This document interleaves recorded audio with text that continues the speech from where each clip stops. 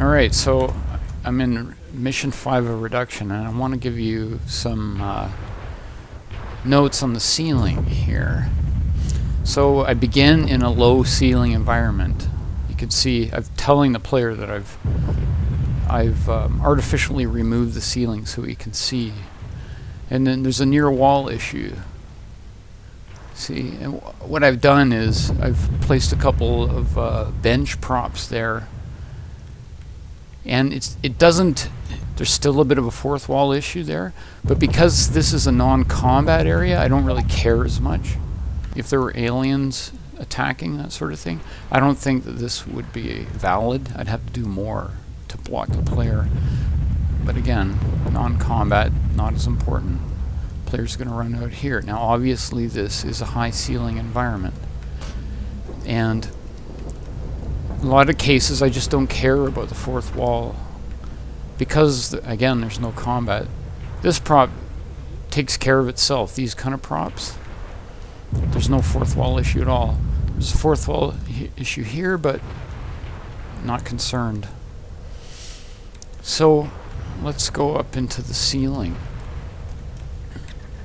Here's a floor issue you can see. I left this, when you're running under here, I screen out the view of this catwalk, but I gave it enough alpha. See, the problem is there might be other players standing up there, and if they're standing up there and all of a sudden the floor disappears underneath them, I left all the railings at normal opacity. Actually, another reason is to turn all those railing props into prop dynamics. We just have loaded the entire level with. That's a lot of entities, and you don't want to burn up entities. You've got a limit of entities.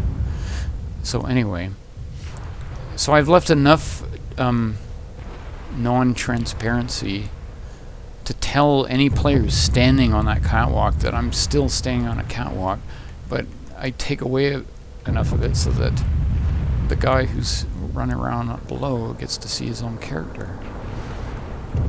So anyway, just easy way to deal with fourth wall here is, you know, no fourth wall. There's a fourth wall here. You look out there, there's stuff there.